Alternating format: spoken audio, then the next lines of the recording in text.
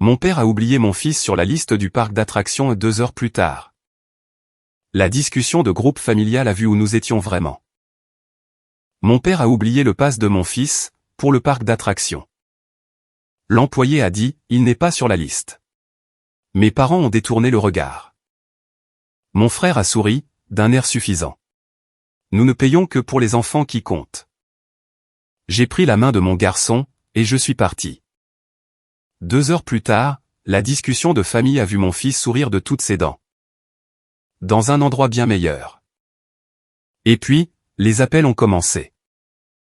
Avant de plonger dans cette histoire, si vous aimez ce genre de contenu, cliquez sur le bouton d'abonnement. C'est le moyen le plus simple de soutenir ce que nous faisons ici. Et de vous assurer de ne jamais manquer une vidéo. Nous construisons quelque chose, et nous avons besoin de vous dans cette aventure. D'accord, allons-y. L'employé a regardé son écran, puis mon fils, puis de nouveau son écran. Il n'est pas sur la liste, a-t-il dit. Mon garçon me tenait la main. Il portait le t-shirt dinosaure, qu'il avait choisi à 5h30, ce matin-là. Mes parents avaient déjà passé la grille. Les enfants de mon frère étaient déjà à l'intérieur. Mon père s'est retourné. Pendant une seconde, j'ai cru qu'il allait arranger les choses. Il a regardé mon fils.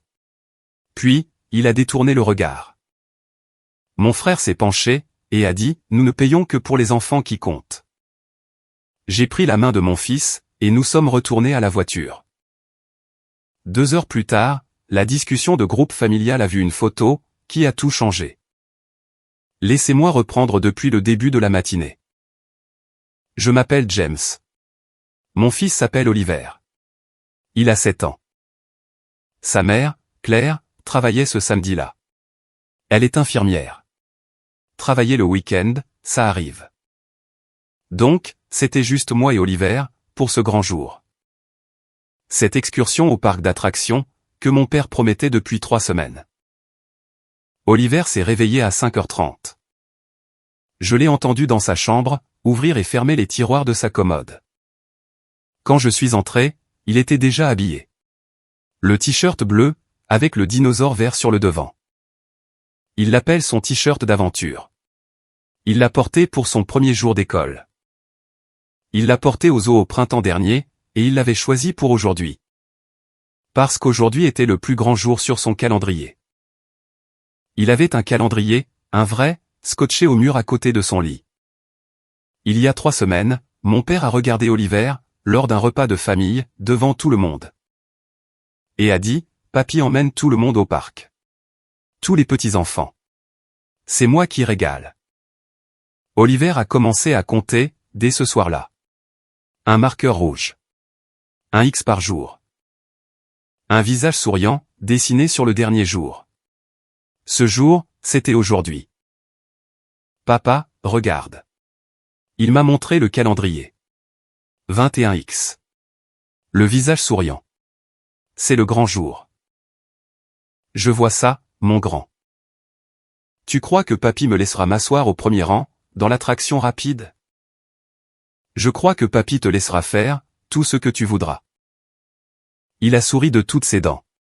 Il s'est brossé les dents, sans qu'on le lui demande. Il a mis ses baskets, près de la porte d'entrée, et s'est assis sur le banc en m'attendant. Les mains sur les genoux. Ses jambes balançaient.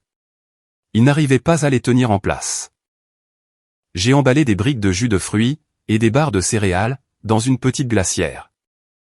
Il me suivait partout dans la cuisine, me racontant quel manège il voulait essayer. Il les avait cherchés sur mon téléphone, la veille au soir. Il avait une liste en tête. Le bleu avec les loopings, celui avec l'eau, celui qui va en marche arrière. Il en connaissait l'ordre par cœur. Papa, tu crois que je suis assez grand, pour le gros manège? Nous vérifierons en arrivant là-bas. Et si je ne le suis pas?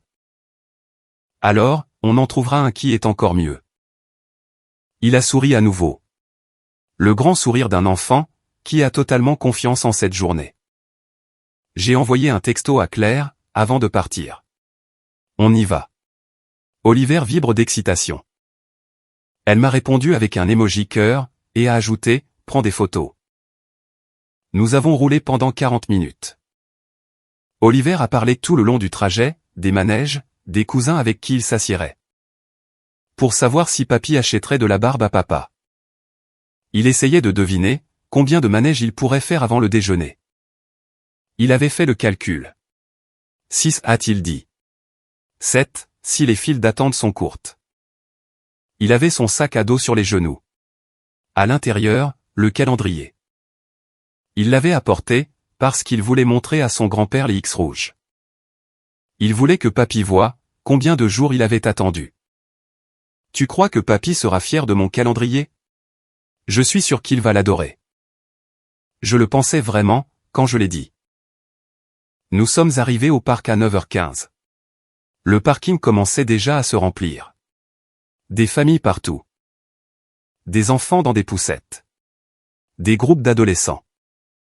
L'entrée était surmontée d'une grande arche, avec le nom du parc écrit dessus. Et de la musique jouait, depuis des haut-parleurs sur les poteaux. La tête d'Oliver tournait dans tous les sens, essayant de voir les manèges au-dessus de la clôture. Papa, je peux voir le haut du bleu. C'est celui que tu veux essayer? C'est le premier. La voiture de mes parents était près de l'entrée. Le SUV de mon frère Kevin était garé 3 places plus loin. Un autocollant familial, sur la vitre arrière. 5 bonshommes allumettes. Kevin, Dana, Tyler, Emma, Sophie. Je pouvais les voir à la grille. Mon père, avec sa casquette de baseball. Ma mère à côté de lui, avec son sac à main, et ses lunettes de soleil relevées sur la tête. Kevin et sa femme, Dana, se tenaient derrière leurs 3 enfants, Tyler, Emma et Sophie. Qui portaient tous des t-shirts rouges assortis. Kevin fait souvent ça. Des tenues assorties, pour les événements familiaux. C'est sa façon de s'assurer que tout le monde puisse voir quels enfants vont ensemble. Quels enfants forment un lot. Oliver ne portait pas de t-shirt assorti. Il portait un dinosaure. Ma mère nous a vus en premier. Elle a fait un signe de la main. Les voilà. La voix d'une grand-mère, simulant la chaleur humaine pour la galerie. Oliver a fait coucou en retour. Kevin n'a pas fait de signe. Il nous a regardés. Puis, il a regardé son téléphone. Oliver m'a attrapé la main, alors que nous approchions. Il sautillait sur la pointe des pieds.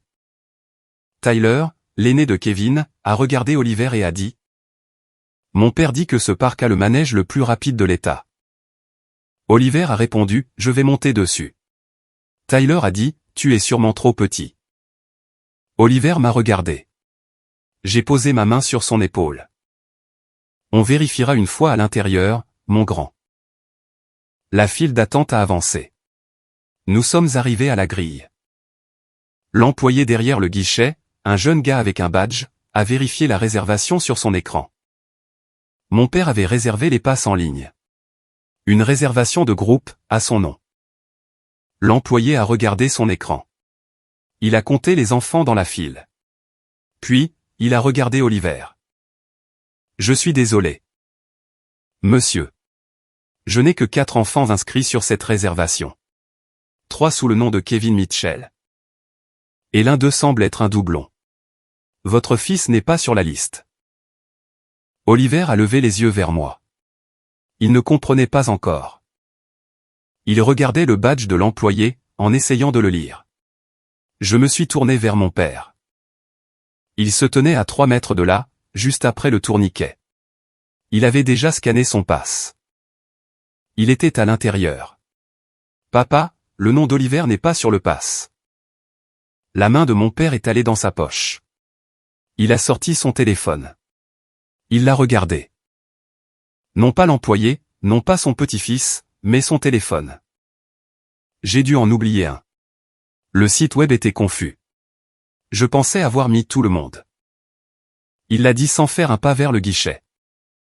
Il l'a dit depuis l'intérieur de la grille, à 3 mètres de distance, téléphone en main. Papa, je vais revenir et acheter son passe. Je ne crois pas que je puisse refaire la queue de ce côté. Alors, demande à l'employé. C'est juste un passe. Il a regardé l'employé. L'employé la regardait en retour. L'employé attendait. Mon père s'est tourné vers ma mère. Linda, tu peux gérer ça? Ma mère s'est approchée de moi. Pas du guichet, de moi. Elle a touché mon bras. Sa voix était basse. La voix qu'elle utilise, quand l'image de la famille a besoin d'être gérée. On réglera ça plus tard. Ne fais pas un scandale. Son nom n'est pas sur la liste? Maman. Il n'y a rien à régler plus tard. Achète le pass maintenant. James, pas ici. Les gens nous regardent. Les gens regardent mon fils, à qui l'on dit qu'il ne peut pas entrer. Baisse d'un ton. Je vais parler à ton père, à l'intérieur. Donne-nous juste quelques minutes. Tu veux que j'attende devant la grille avec Oliver, pendant que vous allez à l'intérieur? Pour discuter si mon fils vaut 45 $? Elle n'a pas répondu à ça. Elle a ajusté la lanière de son sac. Elle a regardé le sol. Elle avait la réponse, mais elle n'allait pas la dire à voix haute. Son rôle est d'empêcher les choses réelles de devenir visibles. Dire « oui, attends dehors » aurait été trop visible. Alors, elle n'a rien dit, et a laissé le silence faire office de réponse. Kevin était appuyé contre le poteau du tourniquet. Ses bras étaient croisés. Ses 3 enfants étaient déjà à l'intérieur, visibles à travers la grille. En train de pointer du doigt un plan du parc. Tyler a regardé Oliver, à travers le tourniquet. Puis, il a regardé sa mère. Dana a détourné le regard. Kevin m'a regardé. Il a regardé Oliver. Puis, il l'a dit. Nous ne payons que pour les enfants qui comptent. Il l'a dit sur un ton de conversation normale. Sans crier. Sans chuchoter. Le volume spécifique d'un homme qui veut être entendu. Mais qui veut pouvoir faire croire qu'il plaisantait, si quelqu'un s'y oppose. Il l'a dit en me regardant. Il a soutenu mon regard. Il n'a pas retiré ses mots. Il n'a pas dit « je rigole ». Il a laissé cette phrase flotter dans l'air, entre nous. Oliver me tenait toujours la main. Sa poigne s'est resserrée. Il ne savait pas exactement ce que ces mots voulaient dire, mais il les a ressentis. Les enfants de 7 ans ressentent le ton, avant de comprendre le langage. Et le ton de cette phrase était quelque chose qu'un enfant ne devrait jamais sentir dirigé contre lui. Mon poing s'est serré le long de mon corps. J'ai ouvert la bouche. Puis, je l'ai refermée. J'ai baissé les yeux vers Oliver. Il ne pleurait pas. Il regardait la grille, comme s'il essayait de comprendre la règle.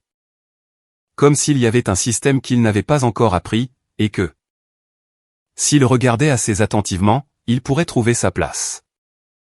Il ne pouvait pas. Et comme il n'y avait pas de place pour lui, je me suis retourné. J'ai pris la main de mon fils. J'ai marché. La voix de ma mère a retenti derrière nous. James, attends. On va trouver une solution. Je ne me suis pas retourné. James.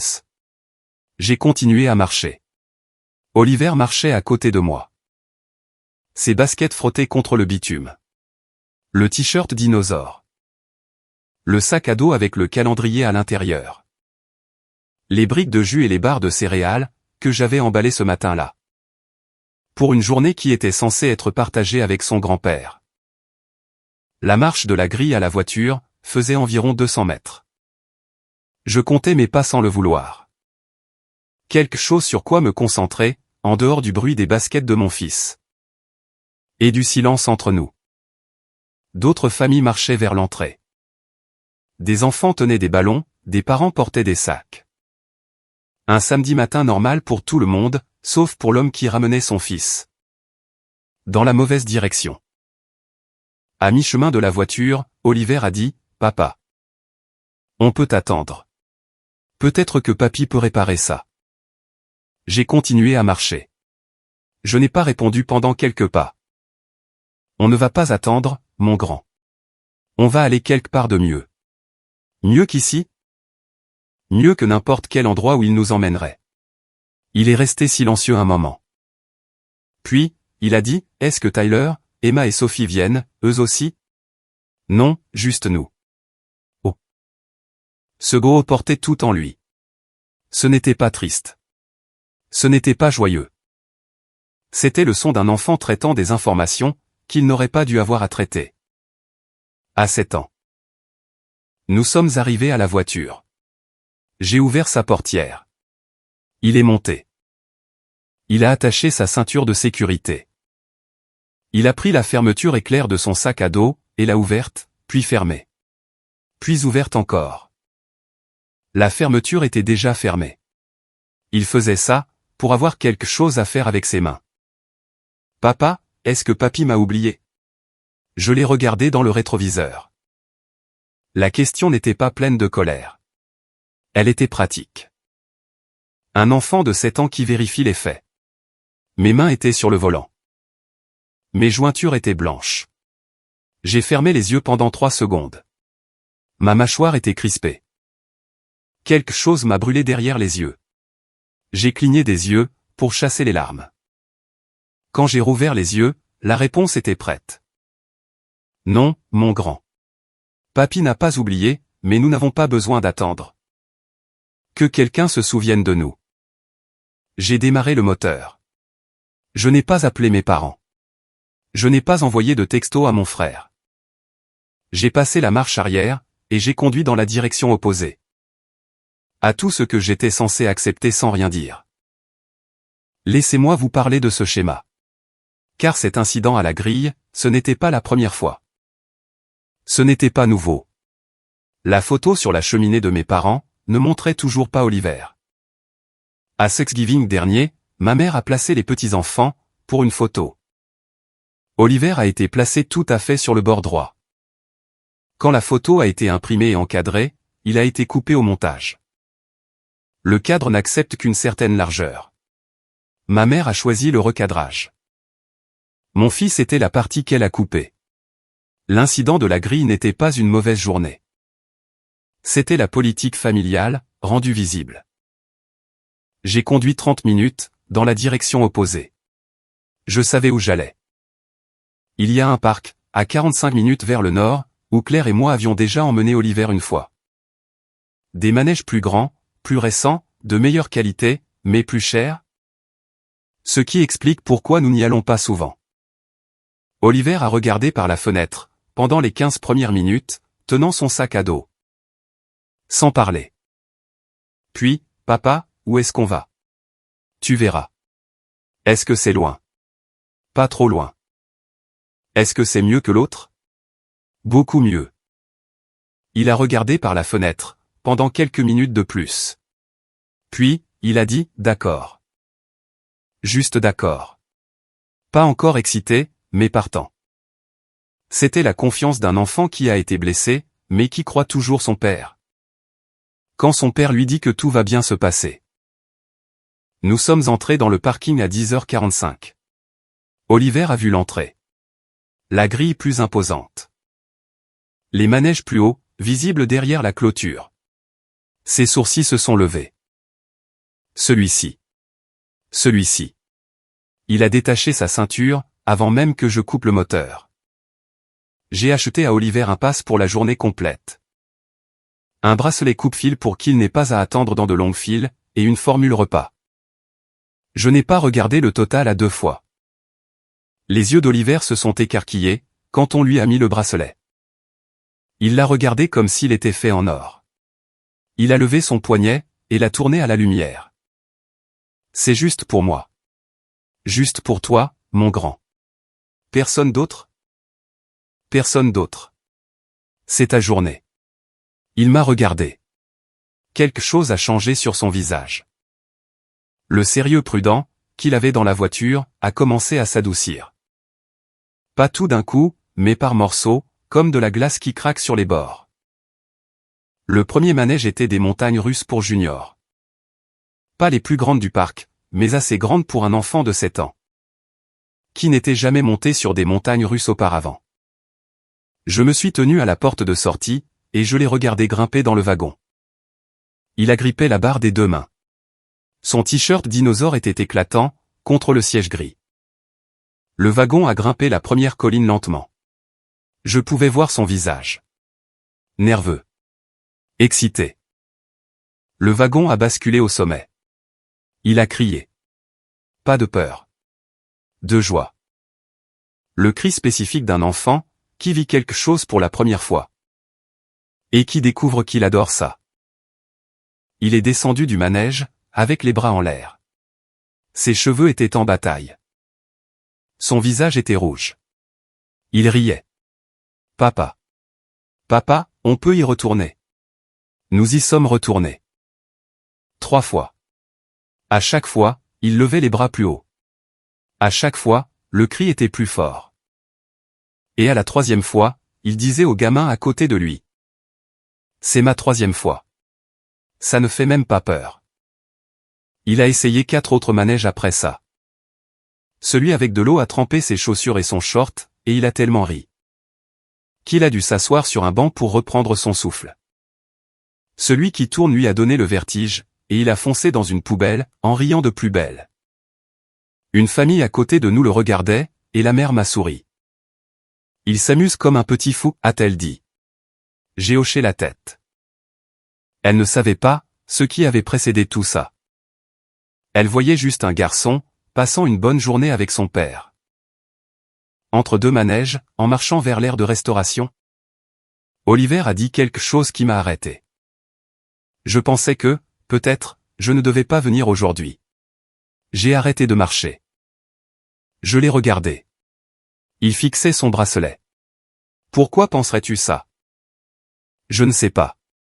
Parfois, je me dis que les trucs sympas, c'est juste pour Tyler. Emma et Sophie. Comme si c'était leur truc à eux. Ma poitrine s'est serrée. Mes mains me semblaient lourdes, le long de mon corps. Je me suis accroupi. À sa hauteur. Ses baskets étaient mouillées, par le manège à eau. Son t-shirt avait un nouveau pli, en travers du visage du dinosaure. Tu dois toujours venir. Partout où je vais, tu y vas. Et ça ne changera jamais. Il a hoché la tête. Il ne comprenait pas tout à fait. Mais il l'a ressenti. Et pour le moment, le ressentir était suffisant. Est-ce qu'on peut prendre une glace? On peut prendre tout ce que tu veux. À 13h30, nous avons pris une glace. Il a choisi chocolat. Il en a eu sur le menton, sur les mains, sur son t-shirt. Le dinosaure avait maintenant une trace brune, en travers du ventre. Oliver souriait de toutes ses dents. Pas le sourire prudent, qu'il affiche lors des événements familiaux. Le vrai. Celui qui prend tout son visage, et fait disparaître ses yeux dans ses joues. J'ai pris la photo. Il n'a pas posé. Il ne savait pas que la photo avait de l'importance. Il se tenait juste là, avec du chocolat sur le visage, les bras le long du corps. Et le plus grand sourire que je lui ai vu depuis des mois. Derrière lui, les montagnes russes, qu'il avait faites 3 fois. Le parc était lumineux, bruyant, et rempli de familles. Et Oliver se tenait au milieu de tout ça, comme s'il était à sa place. Parce que c'était le cas. Ça a toujours été le cas. Il avait juste besoin d'être dans un endroit, qui soit d'accord avec ça. À 14h17, je me suis assis sur un banc, pendant qu'Oliver regardait un artiste de rue jongler. J'ai ouvert la discussion de groupe familial, et j'ai posté la photo. Une seule image. Légende, en train de passer la meilleure journée. Aucune explication. Aucun contexte. Aucune mention de la grille. Aucune mention de l'employé, ou de la liste, ou des 5 mots que mon frère a prononcés. Juste un garçon souriant, et quelques mots. J'ai regardé la photo une dernière fois, avant de mettre la discussion en sourdine. Son visage. Oui, son menton plein de chocolat. Son t-shirt dinosaure, avec la tache de glace. Ses bras détendus, le long de son corps. Un garçon qui, il y a 2 heures, retournait vers une voiture dans un parking. Croyant que son grand-père l'avait oublié. Se tenant maintenant devant des montagnes russes, qu'il avait chevauchées 3 fois. Le même garçon. Le même t-shirt. La même journée. J'ai mis la discussion en sourdine. J'ai mis le téléphone dans ma poche. Oliver applaudissait pour le jongleur. Je suis allé me tenir à côté de lui. Le téléphone a vibré dans ma poche. Je n'ai pas regardé. Il a vibré à nouveau. Et à nouveau. Et encore. J'ai vérifié l'écran une fois. Pas pour lire les messages. Pour voir les petits points de saisie. 4 personnes en train d'écrire en même temps. Puis les points ont disparu. Puis ils sont revenus. Personne ne savait quoi dire. Ils savaient juste qu'ils devaient dire quelque chose. J'ai rangé le téléphone 11 fois, au cours de l'heure suivante. Je ne l'ai pas regardé une seule fois. Mon fils regardait un jongleur, et ensuite on allait faire les auto-tamponneuses. Et ensuite on allait faire la bûche dans l'eau. Et aucune des personnes qui faisaient vibrer mon téléphone n'avait gagné le droit d'interrompre quoi que ce soit, de tout ça. Le premier appel est arrivé à 14h21. Ma mère. J'ai laissé sonner. Le deuxième à 14h24. Mon père. J'ai laissé sonner. Le troisième à 14h29. Kevin. J'ai laissé sonner. 3 appels en 8 minutes. De la part de personnes qui avaient regardé mon fils se faire refouler à une grille. 4 heures plus tôt, et qui n'avaient rien dit. Ils n'appelaient pas parce qu'ils se sentaient mal. Ils appelaient à cause d'une photo. Et cette différence, c'est toute l'histoire. Nous avons fait 2 autres manèges après ça. Les auto-tamponneuses. Oliver a foncé dans le mur 4 fois, et il a ri à chaque fois. L'attraction des bûches nous a trempés tous les deux. Oliver se tenait dans la zone de sortie, dégoulinant d'eau, et a dit, c'était incroyable. Papa. On peut refaire le manège rapide? Nous avons refait le manège rapide. À 15h30, assis sur un banc pour sécher, j'ai décidé que j'étais prêt à parler. Non pas parce qu'il le méritait, mais parce que je voulais dire ce que j'avais à dire. Pendant que j'étais calme. Pendant que mon fils était à 3 mètres de là, à donner du pop-corn aux pigeons. En riant quand il se battait pour en avoir. J'ai répondu au 4e appel à 15h45. C'était ma mère. Sa voix était tendue. Dans le contrôle. Où êtes-vous? Qu'est-ce que vous faites? Ton père s'en veut terriblement. Il ne s'en veut pas assez, pour avoir acheté un pass à $45. James, s'il te plaît. C'était une erreur. Ce n'était pas une erreur, maman. Il a entré des noms sur un écran. 3 enfants listés. Un nom dupliqué. Le nom d'Oliver, manquant. Ce n'est pas une erreur de clic. C'est un décompte. Il n'est pas doué avec les ordinateurs. Tu le sais bien. Il est assez doué pour faire une réservation de groupe. Pour 8 personnes. Il est assez doué pour taper le nom de 3 enfants. Il n'a simplement pas tapé le 4e. Elle a changé de tactique. Sa voix s'est adoucie. Reviens. On va acheter un pass à Oliver. Tout de suite. Nous pouvons tous passer une belle journée ensemble. Tu as dit que tu réglerais ça plus tard. Je l'ai réglé moi-même. Silence. Où l'as-tu emmené? Quelque part de mieux. James. Maman, ton petit-fils s'est tenu devant une grille, ce matin. Et on lui a dit qu'il n'était pas sur une liste. Tu as touché mon bras. Et tu m'as dit de ne pas faire de scandale. Tu n'as pas acheté son pass. Tu n'as pas dit à papa de réparer ça. Tu m'as géré. Moi, au lieu de l'aider, lui. Nous avons fini d'en discuter. J'ai raccroché. Mon père a appelé à 16h10. C'était une erreur. Tu as entré des noms sur un écran. 3 noms. Pas 4. Ce n'est pas une erreur. Papa. C'est un choix de comptage. J'ai raccroché. Kevin a envoyé un texto à 16h30. Frérot, c'était une blague. Tu sais bien que je ne pensais pas ça comme ça. Allez, reviens. J'ai fait une capture d'écran du texto. Je n'ai pas répondu. Il a renvoyé un message à 16h45. Tu es dramatique. C'était une phrase en l'air. Je dis des trucs comme ça tout le temps. J'ai tapé une seule réponse. Je sais que tu le fais. C'est bien ça le problème. J'ai posé le téléphone. Nous avons quitté le parc à 17h. Oliver était fatigué. La bonne fatigue. Le genre qui vient d'une journée passée à courir entre les manèges, à manger des glaces. À découvrir qu'une attraction aquatique peut vous tremper complètement.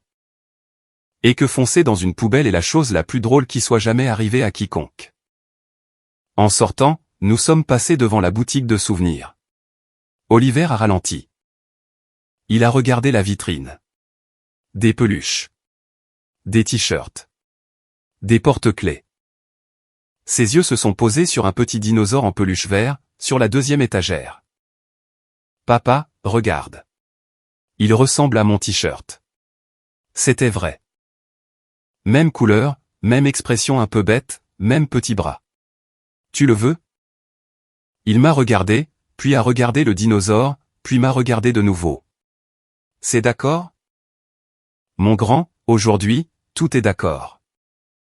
Il tenait le dinosaure contre sa poitrine pendant que je payais. La caissière lui a souri. On dirait que tu as passé une grosse journée. Oliver a hoché la tête. J'ai fait le manège rapide 3 fois. 3 fois? C'est impressionnant. C'est mon papa qui m'a emmené. La caissière m'a regardé. J'ai regardé le reçu.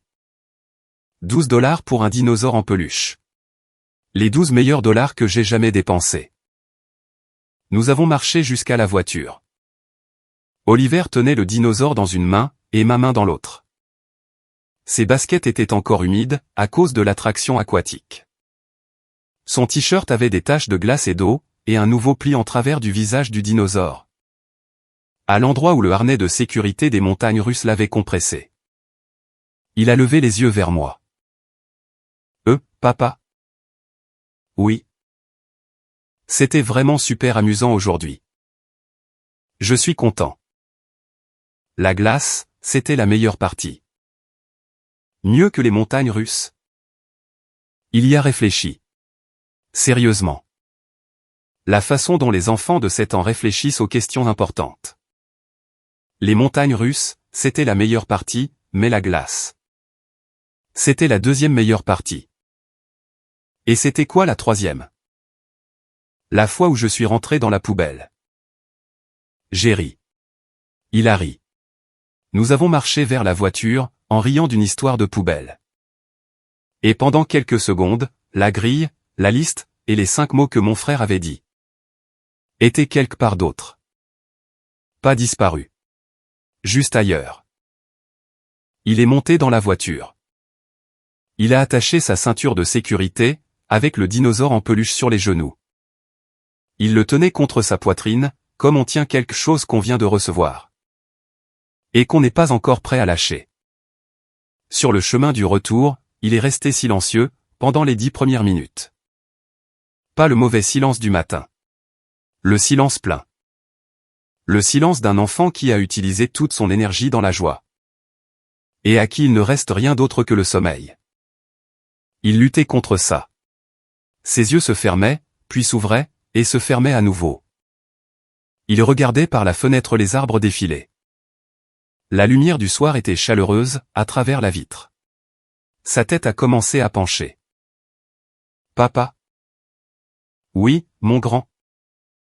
Je me suis bien amusé, aujourd'hui. Moi aussi. Plus que dans l'autre parc, on aurait pu l'être. Je l'ai regardé dans le rétroviseur. Il était à moitié endormi. Ses yeux étaient à peine ouverts. Mais il l'a dit. Il l'a dit avec sincérité, et je crois qu'il le pensait. Papa? Oui. C'était la meilleure journée. Je l'ai observé dans le rétroviseur. On pourra refaire ça? Juste nous? Oui, mon grand. Juste nous. Ses yeux se sont fermés. Sa tête s'est appuyée contre la vitre. Le dinosaure en peluche était calé sous son bras. La tache de glace séchait sur son t-shirt. Ses baskets étaient encore humides, de l'attraction aquatique. Ses mains reposaient sur ses genoux, les doigts enroulés autour de la queue du dinosaure. La route était silencieuse. Le soleil du soir traversait le pare-brise et peignait le tableau de bord en orange. D'autres voitures passaient, dans la direction opposée. Des familles rentrant chez elles. Des enfants endormis sur les sièges arrière. Un samedi soir ordinaire, pour tous ceux sur cette route. Je conduisais avec les 2 mains sur le volant. Ce même volant que j'avais agrippé, avec les jointures blanches, ce matin-là. Ces mêmes mains qui s'étaient serrées en poing, à la grille. Quand mon frère avait prononcé 5 mots qui vivront dans ma mémoire. Plus longtemps que n'importe quelle phrase que j'ai jamais entendue. Oliver a bougé dans son sommeil. Le dinosaure a glissé de son bras. Il l'a cherchée sans ouvrir les yeux, et l'a ramenée à lui. Un réflexe de sommeil. Protéger la chose qu'il venait d'obtenir. Mon téléphone a de nouveau vibré dans ma poche. Je n'y ai pas touché.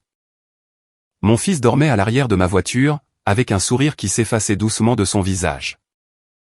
Un dinosaure en peluche sous le bras, et une tache de glace sur le t-shirt.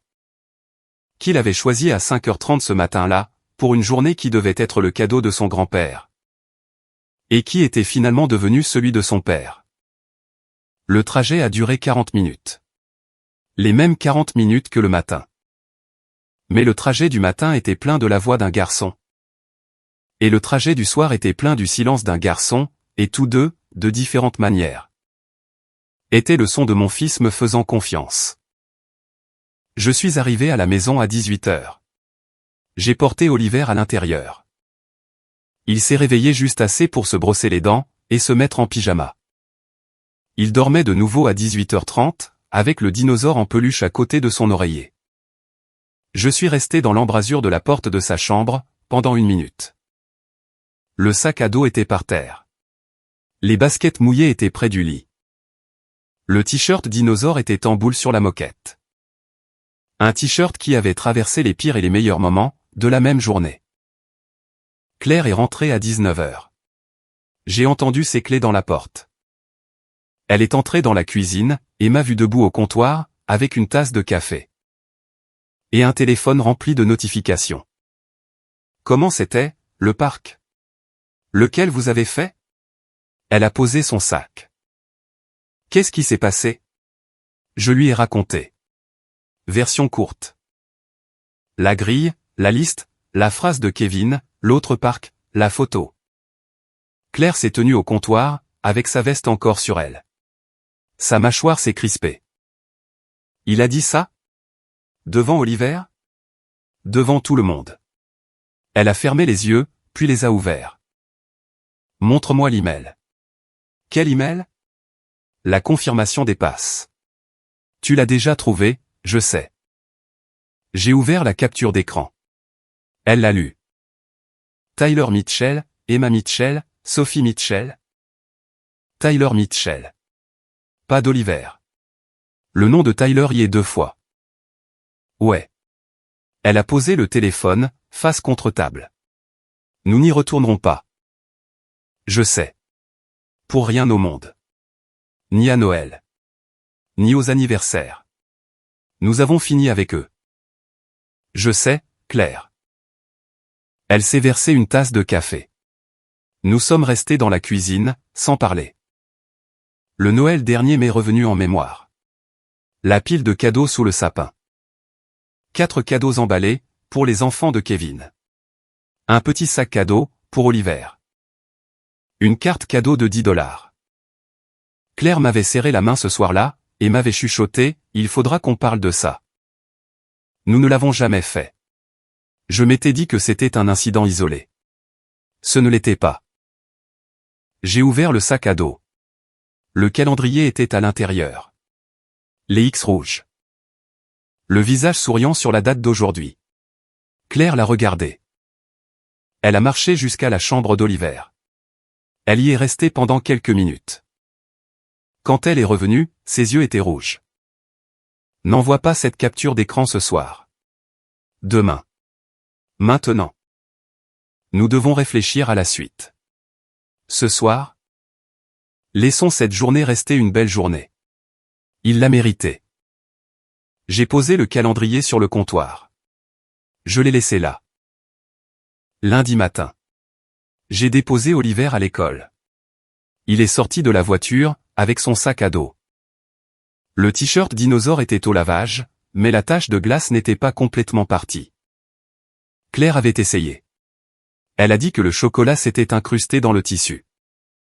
C'est une cicatrice de guerre, a-t-elle dit. Oliver ne s'en souciait pas. Il a dit que la tache rendait le t-shirt encore plus cool. Il m'a fait un signe de la main, depuis le trottoir.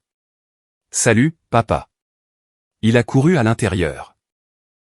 Aucune hésitation. Pas de marche silencieuse. Il a couru. À la sortie, le parking était plein. J'ai attendu dans la file de voitures. Oliver est sorti, avec son sac à dos bondissant sur ses épaules. Il parlait à un autre enfant. Il bougeait les mains. Il racontait une histoire. Je pouvais le voir depuis la voiture. Il était animé.